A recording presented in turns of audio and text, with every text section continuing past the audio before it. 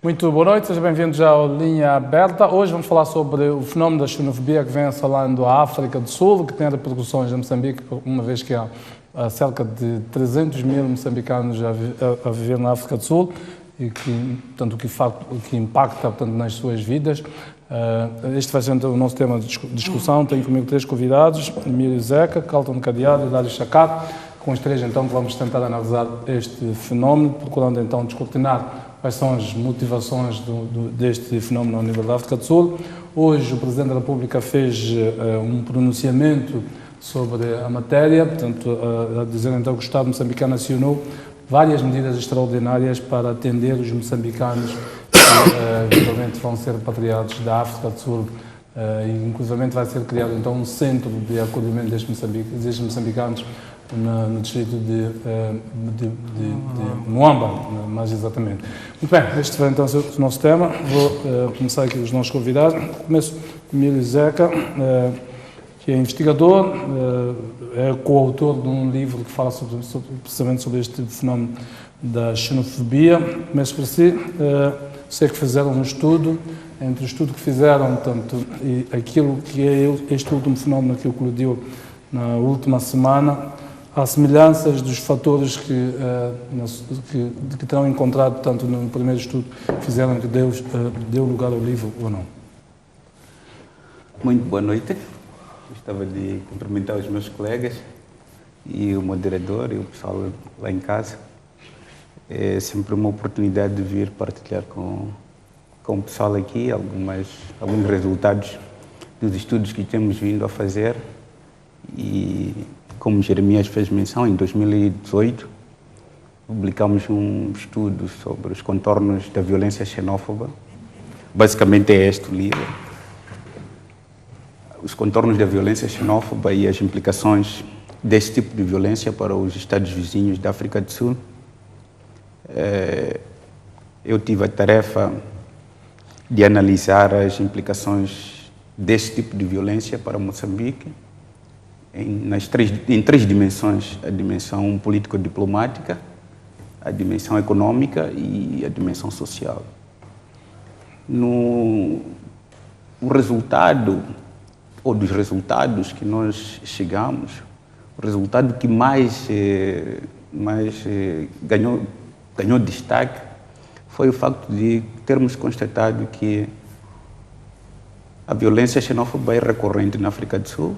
A primeira grande vaga foi na década de 80, mas continuava até 2018 a ser uma bomba relógio que a qualquer momento poderia despoletar.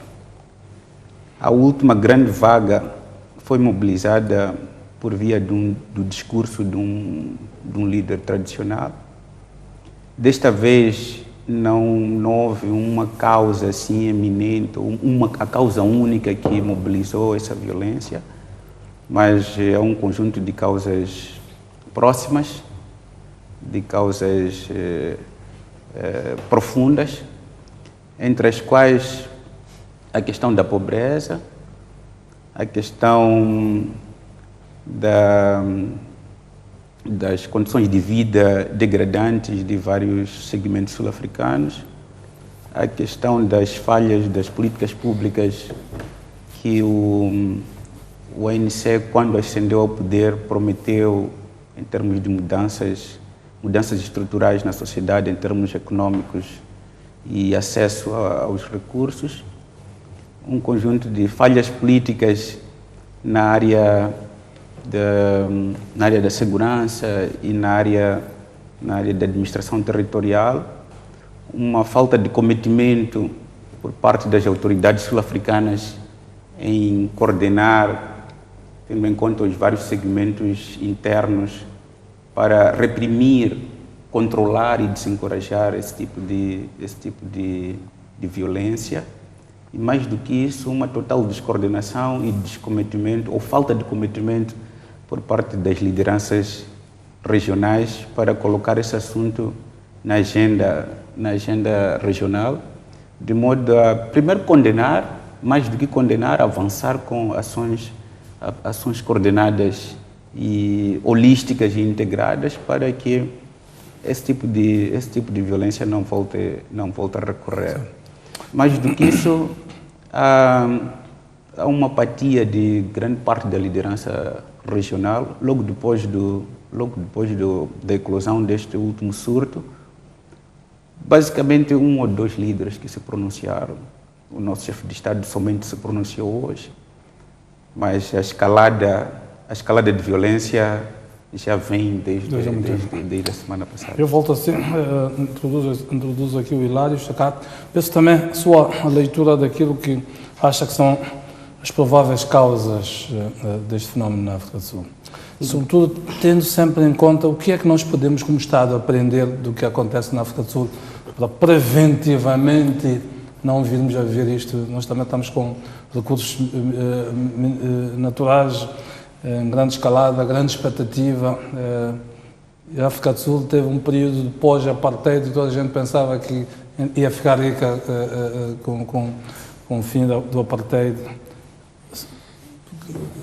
Muito boa noite, Jeremias. Boa noite aos telespectadores da STV. Boa noite aos colegas do painel. Olha, eu acho que a problemática de xenofobia na África do Sul é um assunto extremamente complexo, que não é de fácil solução, tendo em conta a antropologia política e social da África do Sul. Se nós olharmos para a população sul-africana de um modo geral, é uma população que por muitos anos foi sujeita a muito sofrimento, à exclusão, sobretudo, em todas as dimensões, quer na dimensão política, assim como na dimensão econômica. A forma como, durante muitos anos do apartheid, o sistema do apartheid reprimiu os sul-africanos, tornou esta população, este povo, em pessoas extremamente violentas e vingativas, e que acham que a resolução dos seus problemas deve ser na base da violência. Então, eu penso que isto tem raízes muito profundas, que já vêm, portanto, construídas ao longo de muitas décadas, no período do apartheid, e que criou essas feridas por parte do cidadão sul-africano. E tornou-nos o cidadão sul-africano um indivíduo, como eu dizia, extremamente violento, extremamente vingativo. A percepção também de exclusão econômica por parte, que não é de hoje, já vem desde o período do regime do apartheid, atingiu, penso eu, o seu momento crítico nos últimos anos, e que, como uma forma de manifestação desse sentimento de sofrimento por parte do cidadão sul-africano, procura, como disse o próprio Malema, esta vingança está a ser, portanto, direcionada a pessoas erradas, porque quem, na verdade, assambarcou todas as oportunidades dos sul-africanos desde o tempo do apartheid foi a minoria branca. Então, outro elemento é este de que o sul-africano não tem, inclusive, muito espaço de manobra. Por exemplo, quando nós olhamos para o pobre moçambicano, é um pobre que tem terra, é um pobre que em qualquer lugar, se não consegue sobreviver a nível da zona urbana, que é muito mais dinâmica, muito mais exigente, pode conseguir um espaço de terra em qualquer outro lugar em Moçambique. Na África do Sul, não. Acima de 80% de território está nas mãos, portanto, dos brancos, desde o período do apartheid. Esta percepção também de que há uma população jovem que vai crescendo de uma forma muito agressiva e que cerca de 28% desses sul-africanos são desempregados. Isto leva-nos àquilo que é a perspectiva teórica de privação relativa. Esta pobreza toda que caracteriza a África do Sul, a África do Sul é considerada como um dos estados com maior fosso entre o rico e o pobre, não é? Esta disparidade faz com que o pobre, de facto, sinta com muita violência aquilo que é a pobreza. Então, isso leva a este sentimento de que nós somos pobres por culpa de alguém. Este alguém, que por muito tempo foi visto como branco, hoje procura-se atribuir esta pobreza a outros, neste caso, que são estrangeiros. E esta ideia de percepção de privação relativa, de que nós somos pobres por causa daqueles, leva a uma outra dimensão que as teorias também explicam, que é a dimensão de frustração-agressão. Quando o indivíduo chega a esta percepção de que nós somos pobres por culpa daqueles, desenvolve um sentimento de frustração. E a forma de exteriorizar esta frustração é por meio, portanto, de violência, é por meio da agressão. Penso que é mais ou menos esta realidade que nós estamos a assistir na África do Sul, que tem, de facto, causas muito profundas e raízes não recentes, mas que vêm já desde o período do apartheid até os dias atuais. Tocam, peço-lhe também a sua análise. Trago aqui alguns dados para ajudar. A África do Sul tem uma economia considerada de renda média alta no padrão internacional. É a segunda maior economia de África, atrás apenas da Nigéria, e a 25ª maior do mundo. O que é que faz um país com este potencial viver a instabilidade que vive? Muito boa noite, muito obrigado. Eu gostaria de lançar um pouco de polêmica neste assunto, porque eu acho que há uma dimensão que todos estão a evitar discutir, que é a dimensão populacional. A África do Sul tem todas essas dimensões econômicas, mas tem um problema de crescimento populacional que qualquer projeto de desenvolvimento que você quiser fazer, em tão pouco tempo fica asfixiado por causa desse projeto. Tem cerca de 57 milhões, não é? Exato. De 2001 para 2011, que são 10 anos, a população sul-africana aumentou quase 4 milhões. É muito isso para um país. É verdade que agora o crescimento populacional da África do Sul está a diminuir, a taxa anda aí 1,2%, 1,3%, mas de 2001 para 2011 cresceram 4 milhões. Onde é que você vai pôr essas 4 milhões de pessoas? E para mais, essas 4 milhões de pessoas estão dentro dos círculos urbanos. Se você olhar hoje para Joanesburgo, dentro de Joanesburgo já tem subúrbios que deviam, em princípio, estar longe da cidade. A convivência entre estas coisas. Então, você, com este crescimento populacional, o Estado não tem capacidade de responder imediatamente às necessidades da população. Mas o que eu reparo é que os governantes, as pessoas tendem a fugir disso, não é? Porque seria dizer o quê? Estamos a culpabilizar as pessoas também por estarem a fazer muitos filhos, não é? Para depois dizer o Estado é que tem que arcar com as responsabilidades. Por mais que você cresça nesses dados de economia, 25ª maior do mundo e por aí adiante, isso não vai resolver nada. Por que não vai resolver também nada? deve ilustrar um problema de distribuição. Mas veja só uma coisa, pode até ver, porque eu concordo com isso, porque o Emílio falava aqui de políticas públicas, o Chakato fala aqui da pobreza, mas ninguém está a discutir que os próprios sul-africanos estão a crescer muito para contribuir para esse problema. E veja só outro dado, que como eu disse, quero lançar polêmica porque eu gostei da forma como Jeremias disse que temos que tirar lições com isto. Não é? Procura os sul-africanos fora da África do Sul. Eles não imigram. Pois. Vão emigrar para onde? Para Moçambique? O país deles já tem muito, tudo aquilo que os imigrantes procuram. Exato. E para piorar a coisa, eles recebem mais imigrantes para o seu país. Então torna a situação difícil. Então eu quero olhar para isto, as causas. Reconheço todas essas causas. Mas eu acho que temos que começar também a discutir a dimensão populacional dos nossos estados. Aliás, para quem vê as imagens que são passadas na televisão, quem é que está ali naquelas manifestações? É tudo população jovem. São jovens. Não é? Então, num país em que você tem muita população jovem, as teorias dizem isto, a teoria de Youth Bulge. Em princípio, um país que tem na sua estrutura populacional 20% ou mais de população jovem tem propensão a sofrer momentos cíclicos de instabilidade. Pode ser de protestos, pode ser terrorismo, pode ser qualquer coisa, mas que tenha a ver com este tipo de perturbação. E que eu não vejo ninguém a discutir este tipo de situação. Agora, o que eu acho que capta mais a atenção das pessoas não é tanto as causas disso, mas é a brutalidade da violência que está a acontecer na África do Sul. Isso já tem outro elemento para nós discutirmos. Eu pergunto, precisamente por isso, a África do Sul, para além destes dados económicos, tem uma das mais poderosas máquinas repressivas de África. E tem os níveis mais elevados de vulnerabilidade quando olhamos para estas situações. Até países como o nossos não vivem tanta vulnerabilidade como esta. O que é que te explica isso, na sua opinião? Qual é o papel das lideranças políticas internas?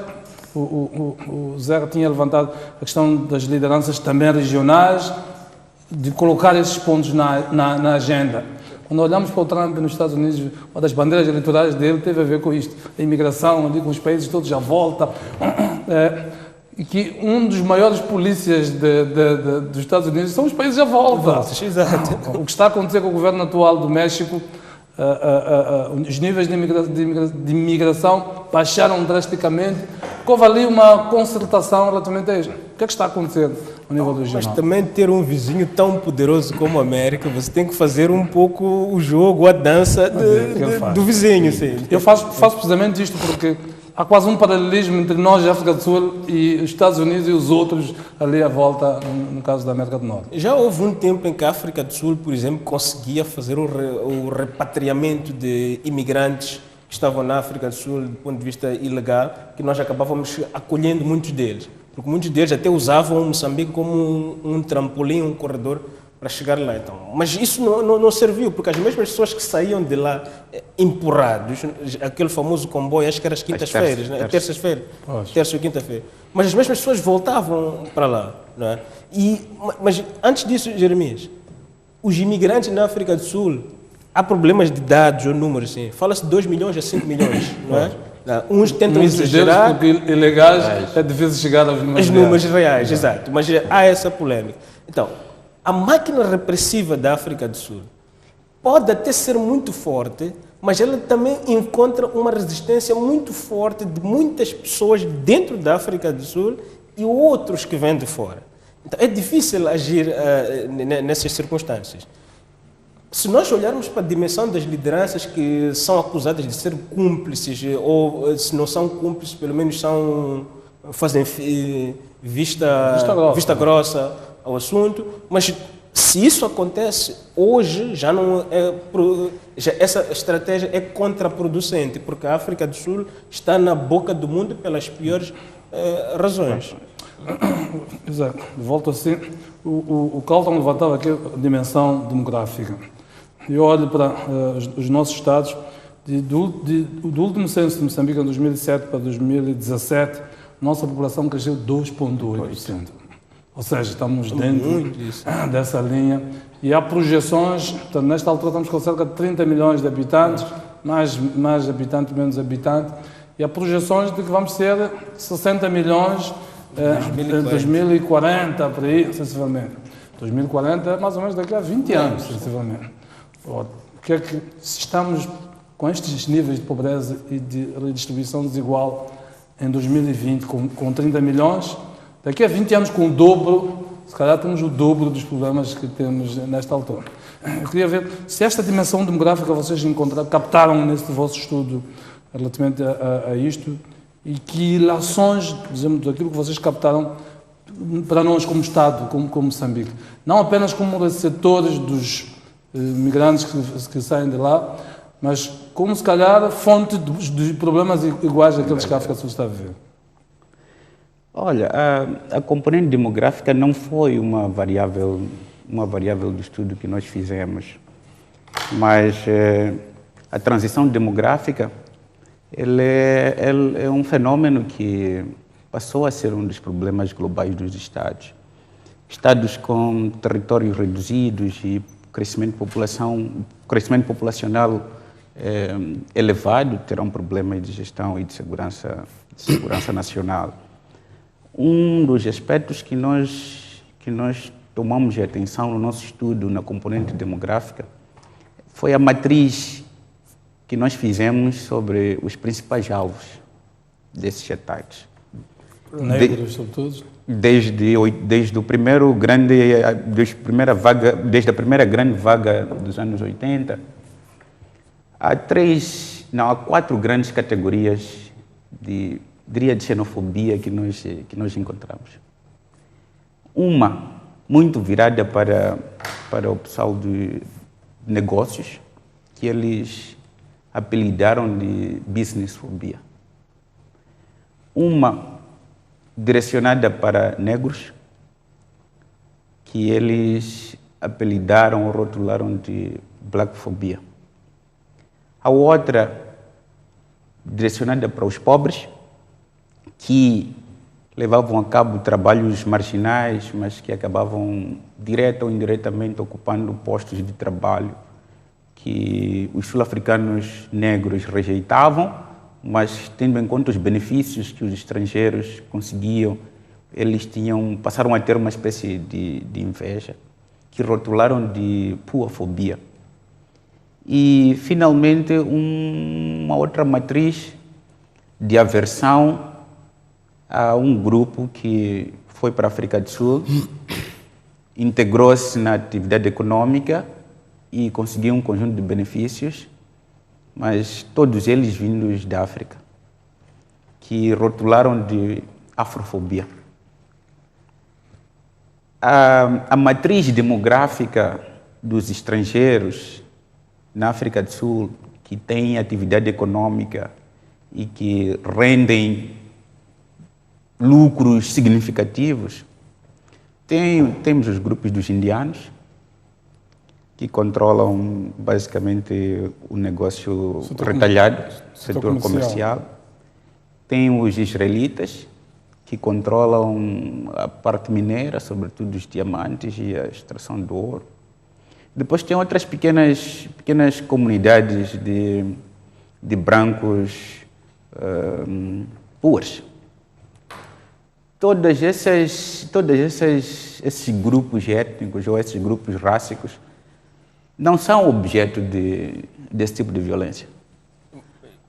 Há basicamente um grupo específico que é alvo, do qual tem características muito semelhantes e próximas dos principais perpetradores desse tipo de violência. Como fiz menção, nós não chegamos a fazer um estudo da matriz demográfica e as implicações disso como causa para a eclosão da violência xenófoba, mas a única grande matriz que nós fizemos foi essa, e a partir dos rótulos que se dão, os modos e os alvos que são prioritários, nós mapeamos essas três grandes categorias: a puafobia, a businessfobia, a afrofobia e a blackfobia. Mas sabes uma coisa, Emílio? Isso é interessante. Estamos muito preocupados com as vítimas, não é? Que somos nós também a sofrer essa violência, de fato. É que se nós pegarmos na dimensão demográfica, vamos descobrir que o verdadeiro problema não são os imigrantes. O verdadeiro problema são os sul-africanos. É isso que os sul-africanos não querem dizer.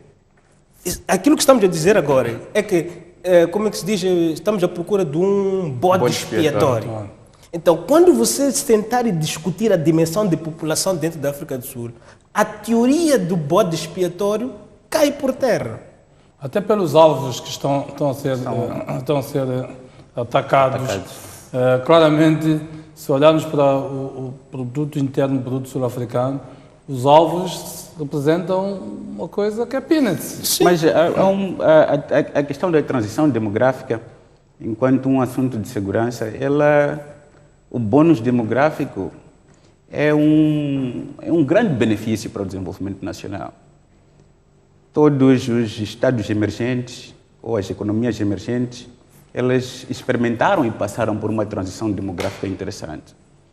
Agora, a questão de como é que as políticas públicas são aplicadas para resolver problemas estruturais, para resolver problemas da população, de modo a que a população se emancipe e participe na vida política. Uma vez emancipados e participem na vida política e econômica, eles contribuem significativamente para a segurança. Em vez de se transformarem em insegurança e ameaça, eles passam a ser fatores de segurança. Então, o que o Carlton traz é um fator muito importante para tomarmos em consideração, mas há outros elementos adjacentes e inerentes que devem ser tomados em consideração, porque as outras experiências de transições demográficas muito mais elevadas do que essas não resvalaram para situações de violência nem de conflito, mas sim foi um bônus e um benefício para o desenvolvimento e transformação econômica da qual surgiram os As maiores potências mundiais são aqueles que têm uma população muito grande. Sim, combina-se, tem população, território e desenvolvimento nacional. Deixa-me Bom, ver aqui. eu queria chamar exatamente este elemento que o Carlton traz aqui ao debate, que tem a ver com a dimensão populacional, que também acho que pode ser um elemento, mas não podemos apenas...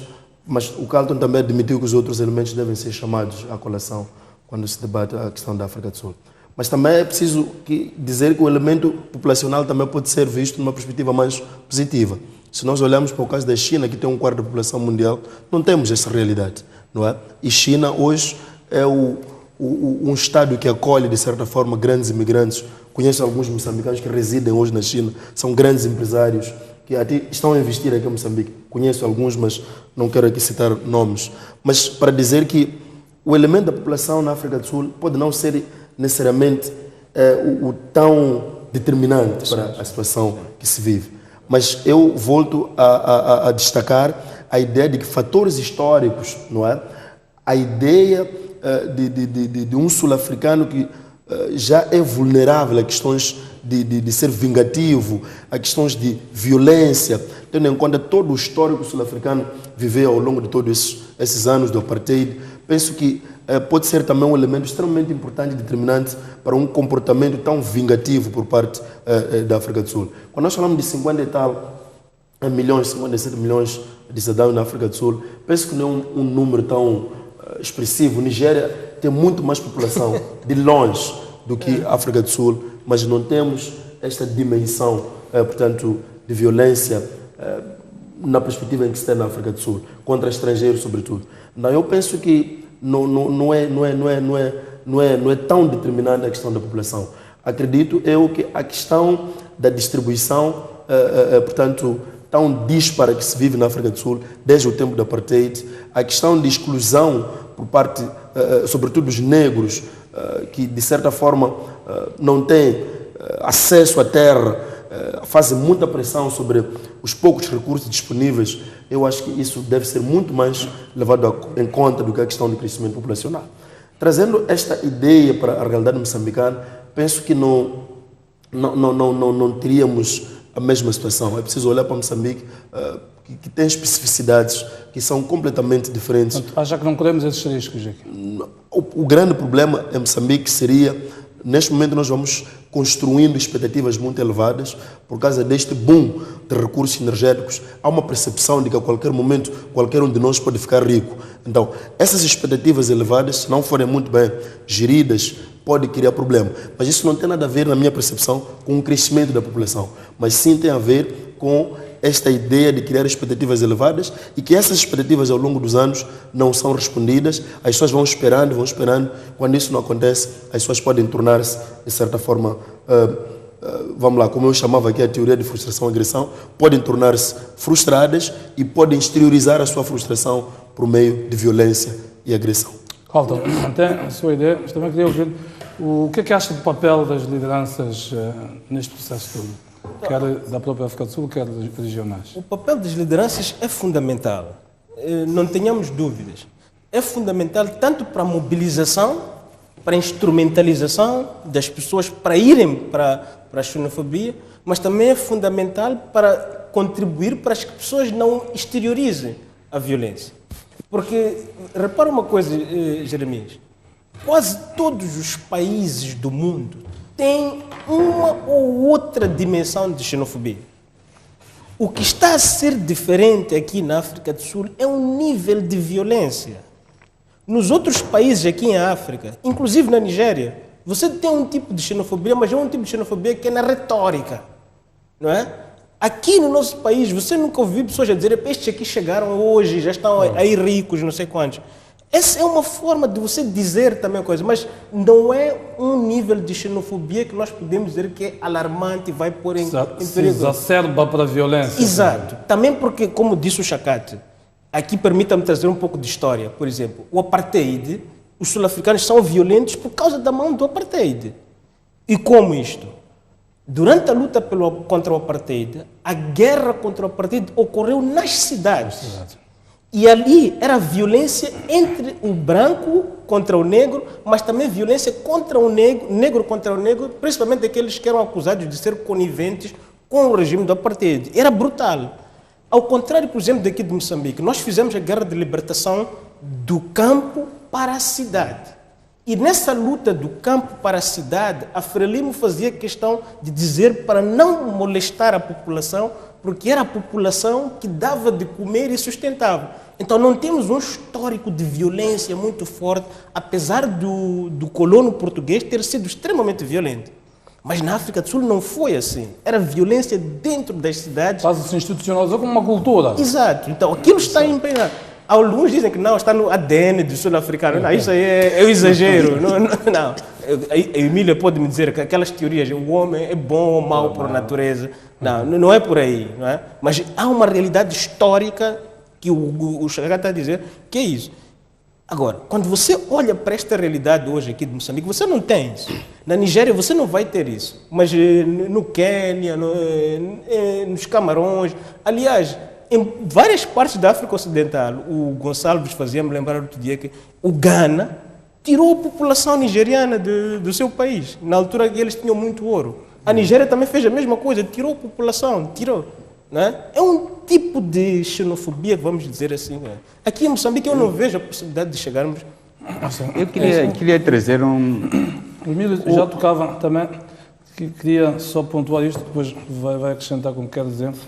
As implicações para os países, dizia que houve dimensão política, diplomática, económica e social. O que é que vocês encontraram relativamente essas três dimensões? Antes de ir para essas três dimensões, o livro do Adam Smith sobre a riqueza das nações, ele basicamente explica porque que no sistema internacional temos Estados ricos e Estados pobres. Claro que o contexto que Adam Smith escreveu a obra é muito já de muitos anos, mas tem uma proposição que Adam Smith apresenta na obra que depois Nelson Mandela parafraseou nos meados dos anos 90, no sentido de enquanto existir pobreza, existir injustiça e existir desigualdades entre os vários segmentos sociais, dificilmente uma nação pobre chega a ser uma nação rica. E dificilmente uma nação rica conseguirá manter-se enquanto uma nação rica. A componente histórica que os meus colegas fazem menção, ela é transformacional. É como um jovem da minha geração que aparece um antigo combatente e me fala que a PIDE reprimiu, que a PIDE matou, que a PIDE prendeu. Para nós não mexe muito conosco. As referências são totalmente diferentes. A transição não é linear e automática. E as grandes serviços do apartheid foram ali na década de 80. E grande parte dos jovens, que nós fizemos um mapeamento dos jovens envolvidos nesse tipo de violência, a maioria deles tinham menos de 25 anos. Grande parte desses não viveram apartheid. O que eles têm são explicações, contos e elementos colaterais do apartheid. Então, uma ligação direta, tendo em conta elementos históricos, pelo menos para a matriz dos atores diretos da violência que nós encontramos, a analogia pode nos levar a erro e as generalizações podem nos retirar a objetividade. Agora, em termos nestas três dimensões, a dimensão político-diplomática Mas, Jeremias, desculpa, se eu devo cortar. Antes de tu entrares nessa dimensão, eu posso contrapor um pouco a dimensão que tu colocas de tempo. Por quê? O apartheid foi institucionalizado legalmente em 1948. De 1948 a 1994 foram 46 anos. O apartheid acabou em 1994, a 2019 só temos 25 anos. Construir aquele nível de violência que foi perpetuado, porque eu disse aqui, a violência também ocorreu entre os africanos. A cidade sul-africana de Joanesburgo, em que você tem 4,6 milhões de pessoas a viverem lá, são pessoas que viveram a luta do apartheid e aquela luta de violência continuou, mesmo depois do apartheid ter saído. E em 25 anos, é uma geração só. Você não elimina isso. Da mesma forma como você diz, olha, se eu cresci 40 anos a saber que eu tenho que calçar sapato branco, você não vai me dizer em 25 anos para eu deixar de calçar o sapato branco.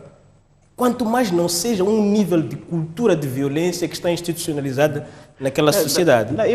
Eu percebo o viés ou a orientação determinista que o pessoal tem, mas se mapearmos o relacionamento entre os estrangeiros e os nacionais na África do Sul, por que essa violência nestes moldes não ocorreu, por exemplo, na década de 90? Onde o ressentimento e as experiências do apartheid ainda estavam muito mais vivas. Então, há uma dimensão construtivista e instrumentalista que é fruto da construção social e da convivência social, tendo em conta atores dominantes, tendo em conta normas vigentes e tendo em conta interesses de grupos.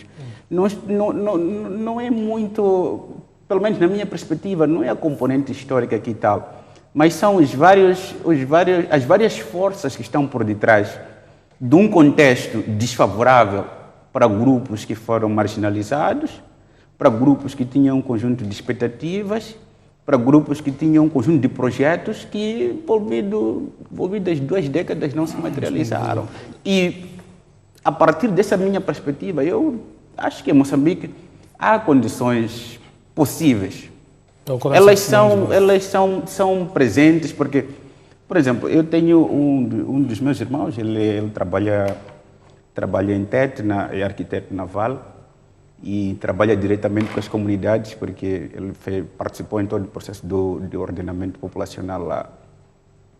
Há muitas vezes que nos mandou como mensagens a dizer que a mina estava paralisada, porque as comunidades boicotaram o acesso à mina, as comunidades tiveram tendências à sublevação. As experiências de Palma, também muito recente, também há esses dados. Então, na verdade, desde que existirem fatores presentes de injustiça, de desigualdade, de percepção de privação, que o colega Chacate fez aqui menção, e existir um grupo que, não diria que instrumentaliza, mas que capitaliza isso, as condições objetivas vão tornar-se sempre possíveis de acontecer. Olha, desculpa, eu só queria secundar a perspectiva que o Carlton traz. Eu acho que as feridas que foram abertas pelo apartheid ainda estão tão presentes, que de facto vai levar muito tempo para curar essas feridas. Penso que outras dimensões de facto devem ser chamadas à colação, como o Carlton chamou de dimensão populacional, a dimensão de exclusão política e econômica é tradicionalmente discutida, mas negar que o fator histórico sul-africano é determinante para aquilo que se vive na África do Sul, não penso eu que... Então, acho que não pode ser descurado. Não pode ser descurado. E a questão que o colega Emílio traz, de que por que não aconteceu nos anos 90, 24. É preciso olhar os anos 90 como um período que os sul-africanos estão numa euforia. Exato. Estão numa exacerbação das expectativas de que com a chegada agora do negro ao poder, tudo vai mudar de um dia para o outro. Foi a utopia que nós vivemos de 75 até nos anos 80. E a nossa história, se nós lermos o livro de Moçambique em Transição, escrito por Nilson Abrams, demonstra que o crescimento econômico moçambicano dos anos 70 a 81, 77 a 81, foi o pico que Moçambique teve. Por que isso aconteceu? É justamente este sentimento eufórico que os moçambicanos tiveram, resultante, portanto, da independência, e que os moçambicanos acreditaram que com o fim do processo da administração colonial, nós iríamos de um dia para o outro, não é? Vamos lá, enriquecermos, iríamos inverter o cenário de um dia para o outro. Então, não é possível que nos anos 90 tenhamos, portanto, esse cenário, tendo em conta toda essa euforia, o líder que os sul-africanos, inclusive, tinham, que era um líder extremamente carismático, que conseguiu trazer esta reconciliação, este convívio, tanto entre o negro e o branco, também determinou que a África do Sul não tivesse Se calhar poderíamos questionar por que essas coisas não aconteceram no tempo de Mandela, não é? Ainda quando estava no poder. Não, mas o primeiro ato de xenófobo aconteceu na altura de Mandela. Mas na altura em que o próprio Botelhas era ministro De Mandela.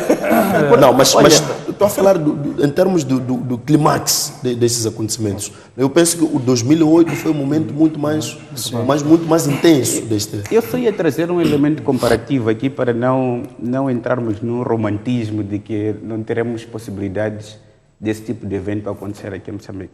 Por que nós tivemos aqui o que o IES sistematizou como revolta do pão? O 5 de fevereiro, depois 1 e 2 de 2002. Sempre que as condições das populações, ou quando o cidadão percebe que as suas condições de vida se degradam, ele encontra um mecanismo de reagir diante de políticas públicas que não são favoráveis. Então, foi o 5 de fevereiro aqui e a outra manifestação em setembro foram sublevações populacionais por causa desse sentimento de privação. Desculpa, Jeremias, acho que estamos a discutir dois assuntos diferentes. Discutir o assunto sul-africano que tem a ver com xenofobia contra um estrangeiro, discutir uma situação de uma manifestação popular a nível nacional contra o governo, são dois assuntos completamente diferentes. O que nós encontramos no estudo é que nós falamos muito de xenofobia, mas os contornos, por isso nós demos o título do nosso relatório que acabou neste livro, como contornos da xenofobia na África do Sul. Não estamos diante de um fenômeno de xenofobia no conceito tradicional da xenofobia. Aversão a um estrangeiro, tradicionalmente, porque há baixas de sul-africanos entre eles e o tipo de violência levado a cabo mapeavam o estrangeiro, onde é que ele está? Está no bairro tal. Com quem que ele vive? Está casado com quem? Até as sul-africanas casadas com os estrangeiros foram alvos desse tipo de violência. Então, não estamos aqui diante de um conceito de um fenômeno de xenofobia que cabe no conceito tradicional da xenofobia do período de emergência dos nacionalismos. Este é um fenômeno de violência que tem vários contornos, questões de pobreza, questões de acesso à possibilidade de fazer comércio, a percepção que tens em relação aos nacionais que se relacionam com os estrangeiros. Então, há muitos elementos, não se trata de uma sublevação xenófoba nos contextos do nacionalismo do século XVIII. Voltamos à questão que eu colocava das implicações, porque aí estamos envolvidos nós como país. Em termos de implicações, as implicações político-diplomáticas, houve um conjunto de condenações.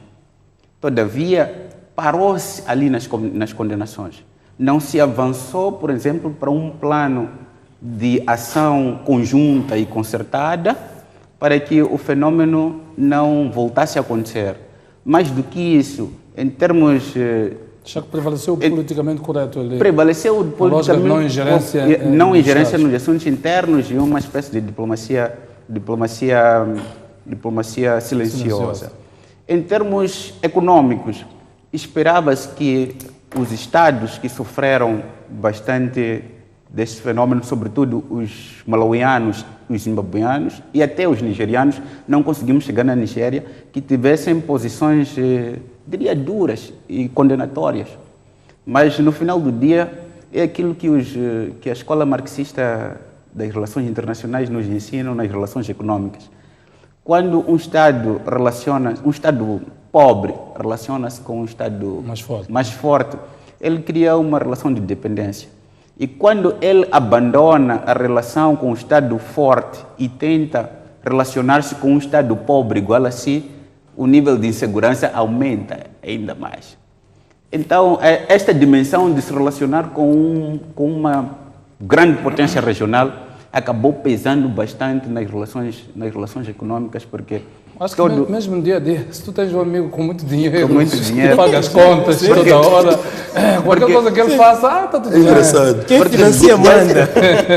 Porque basicamente a África do Sul, do apartheid, conseguiu criar uma política de dependência dos Estados da região, tendo em conta a grande estratégia nacional que eles chamavam de estratégia total, ou da constelação dos Estados da África Austral, que acabou criando um conjunto de dependências econômicas, de relações comerciais, das quais os Estados vizinhos não têm como se desligar dessas relações, porque ao se desligar dessas relações acabam criando mais insegurança para eles do que para a África do Sul.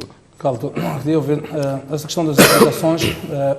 Esta reação tímida das lideranças regionais terá a ver também com o facto de, imagina se a África do Sul se zanga, estou a ir para a dimensão humana, o dono da bola, quando éramos mais novinhos, íamos jogar com o dono da bola, se ele não é alinhado, se não está satisfeito, pega a bola, bom jogo.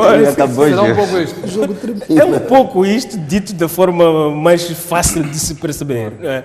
Mas quando você vai ver as relações internacionais, de fato, nós até temos alguns elementos de força que podem fazer estremecer a África do Sul. Mas ao usarmos esses elementos de força, temos que ter consciência que também vamos ser prejudicados. Há riscos. Há riscos muito grandes, não é? Eu lembro-me na altura que a África do Sul realizou o Mundial de Futebol, por exemplo.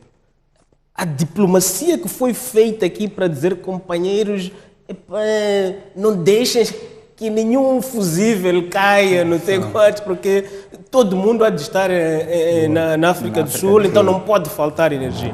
Mas seria suicídio também Moçambique usar essa arma para prejudicar a coisa, porque você precisa desse dinheiro. É pouco dinheiro que vem, mas é dinheiro que você tem que fazer. Até porque não tem alternativas na zona para pagar o mesmo Exato, valor. sim. Todos os outros aqui, o Zimbábue estava como estava a dever dinheiro a Moçambique, o Malawi nem tem muita energia, nossa, eu não sei como é. Então, é difícil, é arriscado o Estado, porque eu ouço muito aí no debate público, não, o Estado moçambicano devia... Não é assim como as coisas funcionam. É preciso fazer um cálculo de custos e benefícios para tomar decisões racionais, que é para você não tomar uma decisão à espera de um resultado que depois chamam aquilo de consequências indesejáveis, né?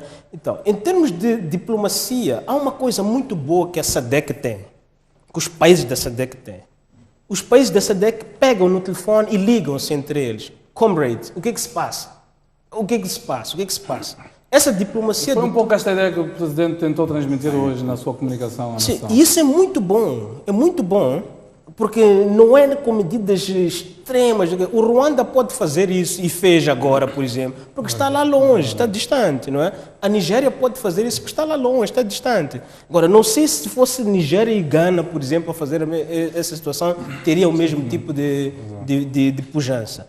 Há uma situação muito boa das lideranças aqui na África Austral, que uns chamam isso de cumplicidade criminosa, mas eu não vou por aí. O que ajuda a puxar por soluções. O problema é que puxar por essas soluções vão a um ritmo muito lento que não agrada à população que está a ser vítima da situação. Quer normalmente uma posição mais de força por parte dos Estados. Mas você vai fazer posição de força... Ainda que não seja necessariamente a mais adequada à função desta questão. Já volto para si, Chacato já pediu ao realizador para colocar as nossas linhas telefónicas e ouvirmos a opinião dos nossos telespectadores relativamente a este assunto. Já temos a indicação do Sr. Gabriel Mfundice em linha. Boa noite. Muito boa noite. Boa noite, por favor. Saúdo o painel. A minha preocupação que estou a ver na África do Sul é a pobreza. É a pobreza na África do Sul, porque eles não foram ensinados que para ter dinheiro é preciso trabalhar. Porque o governo da África do Sul, aquele minoritário e branco, só dava tudo. Ele, como que utilizava violência, dava tudo. Mesmo agora, quer casa, quer tudo, estudo também. Não quer pagar nada. E não quer trabalhar também. Quando trabalham, vai se receber, não vai mais no serviço, até acabar o dinheiro. E ontem liguei e falei com os meus irmãos que estão lá na África do Sul. Será que agora, em vez de atacar só as lojas dos estrangeiros, já começaram a atacar também as lojas dos sul-africanos. demonstra que ele já, naquele grupo ali, já há ladrões, há criminosos, que já está misturado com essa xenofobia.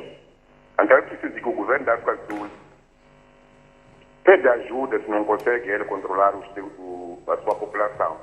Eu estou a ver muitos países, mesmo os americanos, os ingleses, não falam nada, não diz nada do que está acontecendo na África do Sul. Mesmo a União Africana ainda não reagiu, a SADC ainda não reagiu. Não sei como está à espera de quem. Obrigado. Muito obrigado, Sr. Gabriel Fundes. Foi o nosso primeiro telespectador. Na verdade, Boris Johnson já reagiu e disse: resolvam esses assuntos aí na vossa casa antes que a gente retire os investimentos que a gente está a fazer aí na África do Sul. Mantemos então a linha aberta. Cadu Moreira, falamos a partir de Maputo, Matola. Boa noite. Muito boa noite, Firmes Langa. Muito boa noite também se estende aos doutores aí, convidados, que é um painel de luxo, por acaso. Admiro muito o Caltron Cadeado, o Sacate, o doutor aí ao lado. Bom, não o conheço assim tanto. Bom, há um aspecto muito importante aqui que não se pode explorar. Fatores históricos. Estava a negar aí o doutor Emílio. Eu penso que a questão histórica, como questões, nesse caso, que foi a partir de que foi muito repressivo. E isso conta muito, mesmo aquelas gerações novas que não tenham vivido isso, mas só os seus pais, os seus parentes. O que acontece? Os sul-africanos parecem ter predisposição à violência. Bom, diz que há uma corrente inativa, estamos de erradicar, diz que todo ser humano, o homem tem dois de natureza para a prática e a prostituição do bem, mas parece que o sul-africano tem dois de natureza para a prática e a prostituição do mal. Então parece que se os pais, por exemplo, são violentos, o que pode acontecer com os filhos? Os pais têm essa predisposição a praticar o mal, a serem pessoas que facilmente esfaqueiam o outro por um desenvolvimento que têm com o outro. Então eu penso que não podemos explorar tanto isso. E outro aspecto, eu acho que o governo sul-africano deve ensinar o povo sul-africano a cultura do trabalho.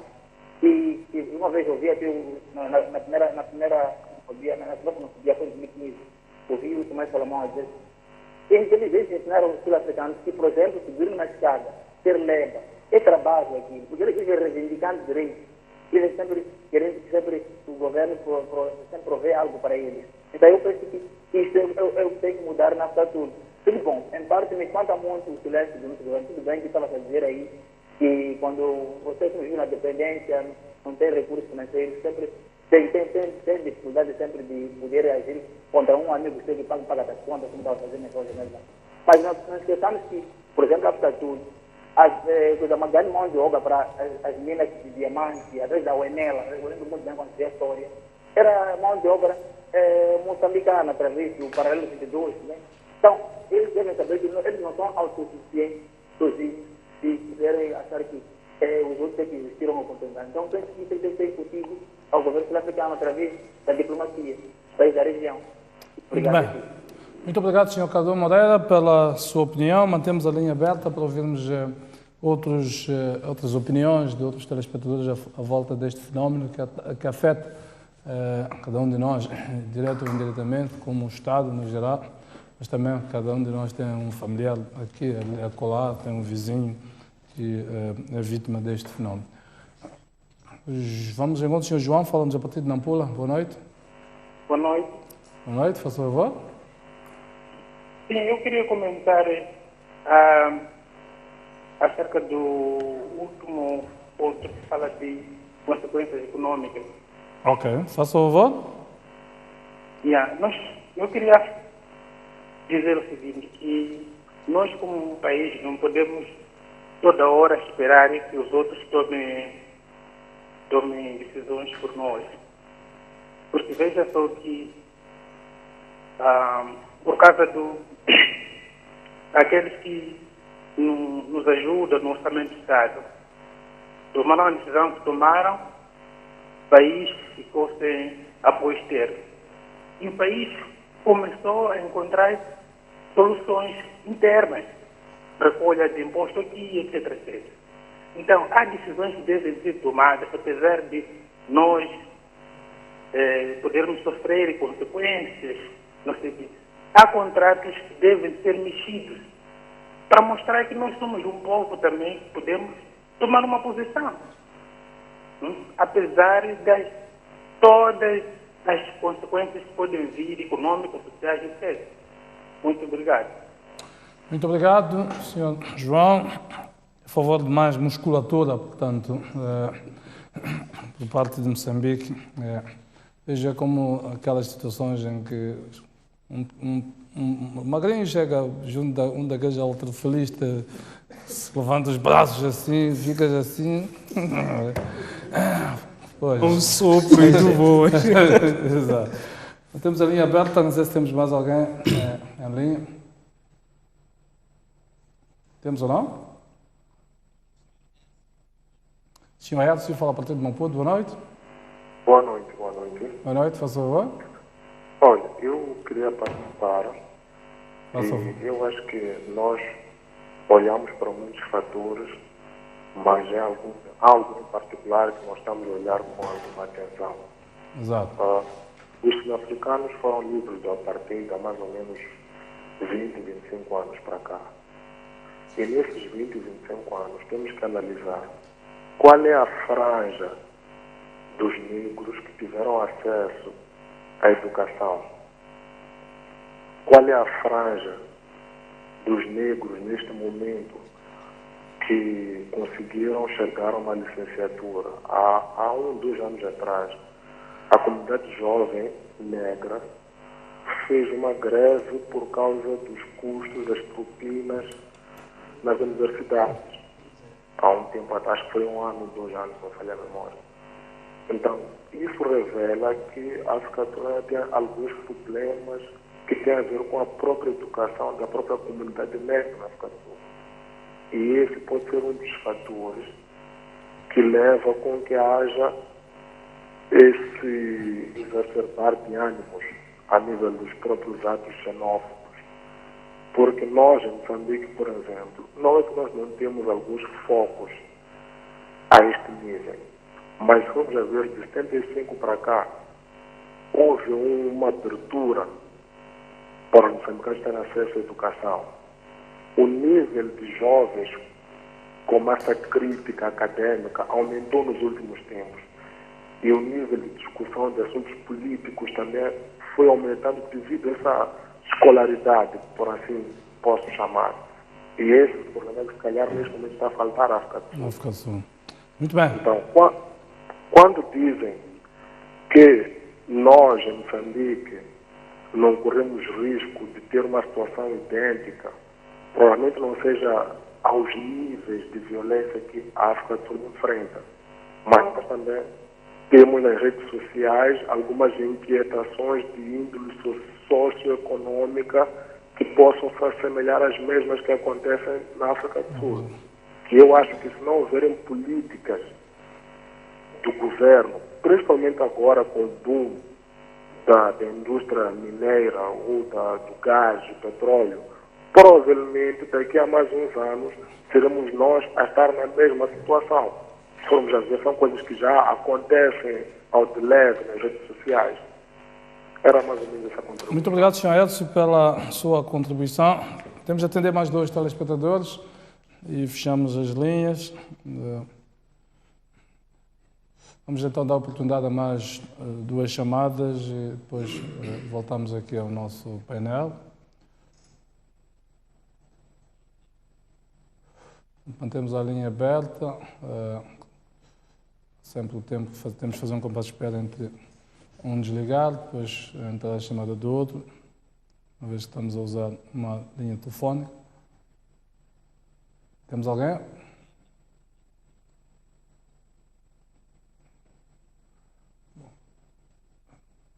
Não sei se... Bom, tenho indicação que não temos ninguém. Eu tinha cortado o chacate, se fosse sempre cortá-lo, havendo uma chamada. Bom, já tenho uma chamada. Vamos a Matola, enquanto o Sr. Matimo, boa noite. Boa noite. Boa noite, por favor. Boa noite. E eu estava a dizer que a falta de políticas públicas na África do Sul pode criar condições para isso. Sim. Boa noite. Boa noite, muito obrigado. Foi bem mais Eu estava a dizer que a falta de políticas públicas Sim, sim. que beneficia a população é um mentor e esses fatores estão acontecendo na África do Sul. Exato. Yeah. Muito obrigado, então, Sr. Matempo. Penso que a sua ideia ficou. Como estamos precisamente em campanha eleitoral, a altura em que são tecidas, digamos, aquilo são as políticas, as propostas daquilo que serão as políticas públicas, porque elas têm que ser sufragadas, portanto, ao nível das urnas, depois ao nível dos órgãos, portanto, ratificadas. Esta é uma boa altura para discutirmos até este ponto. Vamos ao encontro do último telespectador, Sr. Felisberto. Falamos a partir de Maputo. Boa noite. Boa noite. Boa noite, faça favor. Sim, desculpa, eu queria deixar ficar um dado, não sei se seria importante, Exato. com a liberação de maconha. Será que o nível de violência que está a verificar na África do Sul não terá a ver com a liberação de maconha? A integração dos... Maconha, suruma.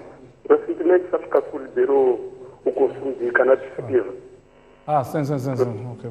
É. Da Soluma, é isso, não é? Sim. Agora, Ok. comparando com o nível de violência, o que aconteceu no passado, acho que desta vez está astronômico o nível de violência. Bom, é um aspecto muito interessante, na verdade. Pode ser. Muito obrigado. Vou pedir aqui aos meus comentadores aqui para analisarem de facto isso. Ok. Ok. Principalmente o senhor que tem um livro de xenofobia, acho que ele pode ter alguma explicação em relação a isso. Muito obrigado, Sr. Obrigado. Muito obrigado, Sr. Felisberto, pela sua participação. Foi o nosso último telespectador. Gostaríamos de atender mais, mas o tempo não nos permite. Muito bem, há várias questões que foram levantadas, em particular esta da maconha. Já também quem levantou questões que têm a ver com investimento na educação. Acaba por ser aquilo um pouco que falaram aqui de políticas públicas. Não é? Queria ver os comentários finais sobre isso. Olha, os fatores históricos que discutimos aqui, que foram levantados, eles são necessários, sim, nas nossas análises, mas não são suficientes.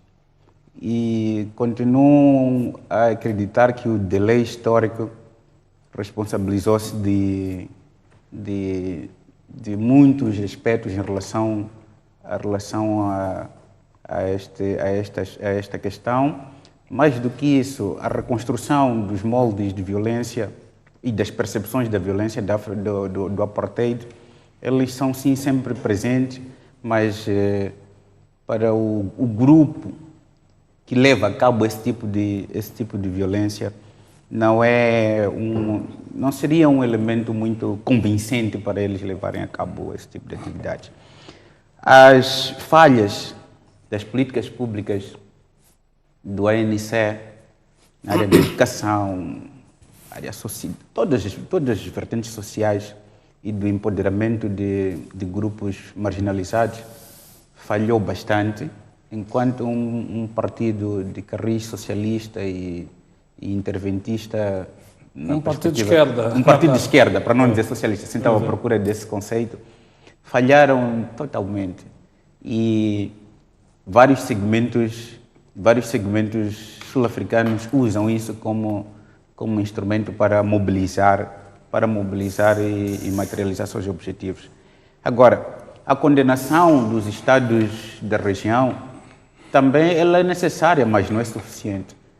É preciso movimentar-se da condenação para ações concretas. Não nos moldes das sanções que os Estados da região aplicavam, por exemplo, ao regime do apartheid, mas um aperto à liderança sul-africana para primeiro sentarmos, conversarmos, colocarmos as nossas preocupações em relação a esse tipo de violência e perguntarmos o porquê. Porque há um fenômeno interessante nesta última vaga de cidadãos sul-africanos e estrangeiros a advertirem a polícia da ocorrência de ataques de violência e a polícia a ignorá-los totalmente. Logo a seguir aconteceram esses atos. A ignorá-los totalmente. Então, há necessidade de pressionar as autoridades sul-africanas de modo a que desenhem políticas de repreensão, de combate e de responsabilização exemplar do pessoal que leva a cabo esses atos de xenofobia. Nos nossos estados, precisamos de também incentivar os nacionais a, não diria não ir para a África do Sul, a irem para a África do Sul, sim, mas para levarem a cabo atividades, não diria sazonais, mas atividades fora do quadro das atividades, sobretudo econômicas e legais. Mais do que isso, desenvolvermos também mecanismos de retenção do pessoal aqui, de modo a que as pessoas não olhem a África do Sul como aquele Eldorado dos anos 90, mas que, afinal de contas, nós temos nosso Eldorado aqui em Tete, temos nosso Eldorado em Pemba, e temos muitas coisas que podemos fazer aqui internamente, desde que desenhemos políticas inclusivas, desenhamos políticas de desenvolvimento e políticas que possam empoderar esses o que de alguma maneira é contraproducente com aquilo que é a tendência da globalização. Aliás, a própria SADC assinou o protocolo de livre circulação de pessoas e bens. Significa que os espaços da SADC são espaços livres para pessoas viverem aqui. Isto é o que é a intencionalidade que está naqueles protocolos. A prática, eu percebo a sua colocação, acaba por ser... Na verdade, seria, ao pedirmos, ao levarmos a cabo essas ações para sentarmos com os sul-africanos, basicamente, os protocolos da SADC, a Carta Africana dos Direitos do Homem, Direitos dos Povos e a própria Declaração Universal dos Direitos Humanos, elas proíbem esse tipo de violência e, uma vez acionado esses mecanismos, seria muito fácil responsabilizar criminalmente o Estado sul-africano, mas tem um conjunto de relações históricas, diplomáticas e até de interdependência que não permite que isso possa acontecer. Até permitiria, mas teriam resultados perniciosos para ambas as partes. Chacado, lembro-me quando era mais novo, na altura da linha da frente, qualquer coisa que acontecesse era convocada uma cimeira extraordinária da linha da frente para discutir, enfim. Parece que se perdeu, era o tal tempo das utopias que vivíamos.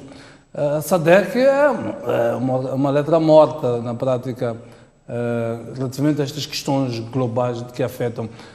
Como se diz, parece mais uma organização dos dirigentes políticos e menos dos cidadãos. Olha, Jeremias, eu queria chamar aqui uma perspectiva de Joseph Nye e Robert Keohane, que falam de interdependência complexa. Eu entendo que esta postura muito cética e muito hesitante por parte dos líderes a nível da região para com o que está acontecendo na África do Sul tem a ver com esta teia de relações complexas que envolve dimensões econômicas, dimensões comerciais, que se nós olharmos para Moçambique, políticas, por exemplo... até culturais. Exatamente. Se nós olharmos para Moçambique, é extremamente dependente, não é, dos investimentos sul-africanos, tendo a África do Sul como um dos maiores investidores a nível de Moçambique. E aí olho para aquilo que Carlton dizia, que quando o Estado vai dar um passo, precisa de calcular os custos e benefícios dos passos que vai dar. Então, racionalmente, não é, colocar-se aquilo que Jeremias mesmo dizia, do menininho magrinho, que vai dar socos num gigante e no final vai dar-se mal. Então, é esta percepção que os Estados a nível da região têm. Só olhar uma dimensão muito banal a nível do nosso Estado. O mercado grossista do Zimpeto, que alimenta aquele mercado, é o mercado, portanto, sul-africano. Se tu vais para esta dimensão de isolar-se, esta dimensão de criar políticas mais ou menos de protecionistas, como é que tu vais conseguir no dia a dia continuar a alimentar este mercado moçambicano que é extremamente dependente? Até ao invés de estarmos a discutir aqui uma dimensão de interdependência, acabamos estando numa dimensão de dependência, que a África do Sul, de certa forma, acaba jogando este papel a nível da região. Então, todos esses estados, quer Malawi, Angola, dentre outros estados a nível da região, naquilo que o colega Emílio trazia aqui, a questão de estratégia total. A África do Sul já vem com essa estratégia há muito tempo de procurar fragilizar todos os estados a nível da região para que todos eles possam tornar-se cada vez mais dependentes. Estamos nessa situação a nível da região. Então eu penso que essa hesitação tem muito a ver com estes fatores todos que nos levam no final de tudo a olhar que, olha, ainda precisamos da África do Sul, apesar de tudo isto. E depois vamos para outra dimensão, que quem está a fazer isso não é o governo sul-africano, não é?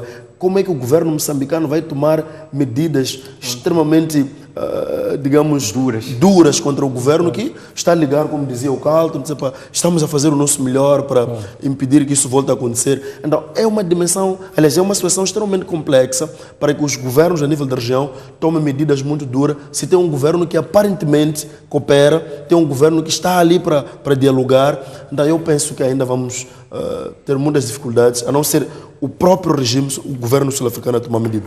Para terminar, eu queria dizer que, na minha percepção, quem pode resolver este problema é, de facto, o governo sul-africano. Primeiro, concordando com o Emílio, tomando medidas um pouco mais acutilantes no sentido de responsabilizar os que estão por detrás disso. E pelo que a gente tem estado a ver, parece que não há uma mão dura por parte do governo sul-africano.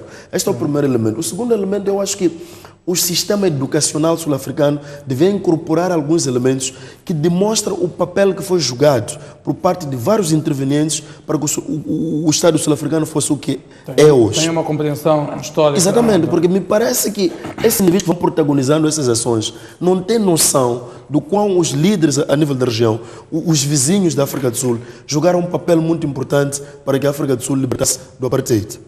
Normalmente os Estados grandes estão-se marimbando com essa expressão. Isso.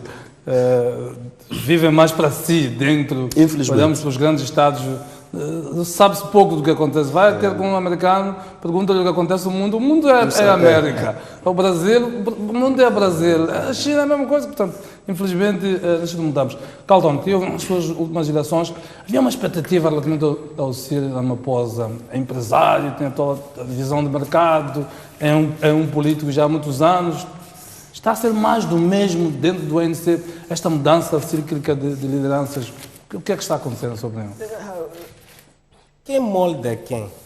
É o indivíduo que molda a estrutura ou é a estrutura que molda o indivíduo? O Cyril Ramaphosa entrou numa estrutura extremamente difícil. O sistema é complicado. É difícil. E aqui, acho que todos nós concordamos que a situação que está acontecendo na África do Sul é complexa. É complexa, muitas dimensões. Eu prefiro insistir aqui numa dimensão de população que muitos estão a ignorar. Muitos estão a ignorar. Mas quando nós começamos a discutir seriamente esta questão da população, nós vamos ver.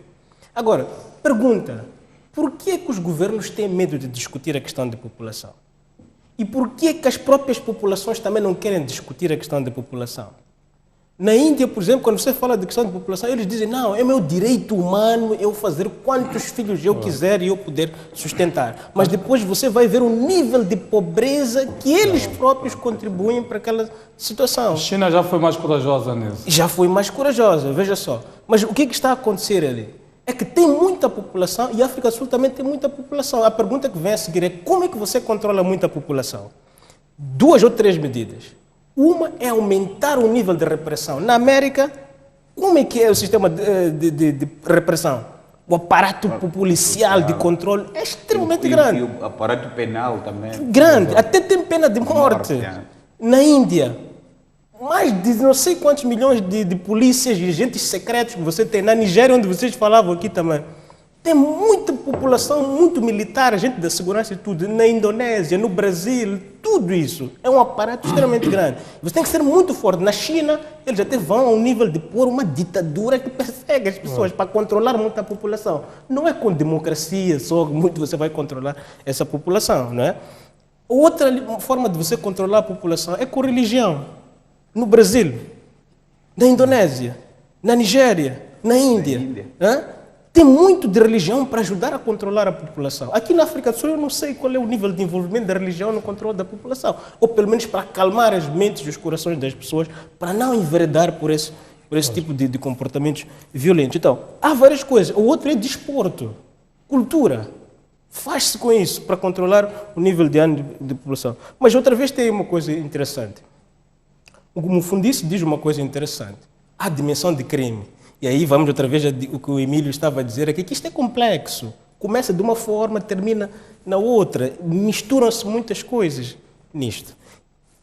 Moçambique, o risco de ocorrência aqui de xenofobia, assim, não há.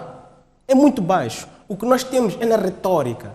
No nível de violência, não vai acontecer. Também porque o nosso Estado, quando existe esse tipo de situações, ele é de facto forte a agir para evitar que haja escalada. Aliás, eu vi quando aconteceu aqueles ataques xenófobos de 2008, uma senhora sul-africana que me disse: não, nós estamos seguros em Moçambique. A nossa embaixada não vai acontecer nada, não sei quando vai acontecer, porque o Estado moçambicano vai agir com força para não fazer essa coisa. Então, nós também, como povo moçambicano, estamos enculturados, um pouco mais iluminados para não ter esse tipo de violência. Mas agora, dentro dos nossos próprios problemas, vamos a probabilidade de ter contra o Estado e não sei quantos. Isso acontece. Sim. A educação que falava aqui um dos companheiros aqui, de facto é uma das coisas gritantes. Mas o sul-africano, quando foi esse problema, ele manifestou contra o governo. Não manifestou contra, não exteriorizou nos estrangeiros. Por último, para provocar aqui o meu amigo Emílio, o professor Severino Goenha dizia assim: olha, a escravatura é uma coisa do passado, mas é tão do futuro quanto do passado, porque você vai viver amarrado a essa dor da escravatura para o longo da vida. Então, a dor do apartheid também vai carregar os sul-africanos por muito tempo, e isso pode ajudar a explicar por que da brutalidade e da violência que os sul-africanos cometem contra eles próprios. Muito bem, agradeço a vossa presença aqui para refletirmos a volta deste fenómeno muito complexo, como se viu, com múltiplas dimensões. A reflexão ajuda-nos a nos precavermos deste fenómeno que, direto ou indiretamente, como fomos dizendo, afeta-nos como país, e por isso ainda hoje ouvimos o Presidente da República com uma declaração à nação, precisamente para se referir a este fenómeno. Foi um prazer ter-vos aí desse lado, em termos de linha aberta, voltaremos a encontrar-nos na próxima terça-feira, como fazemos pontualmente. Até lá, boa noite e tenham uma boa noite.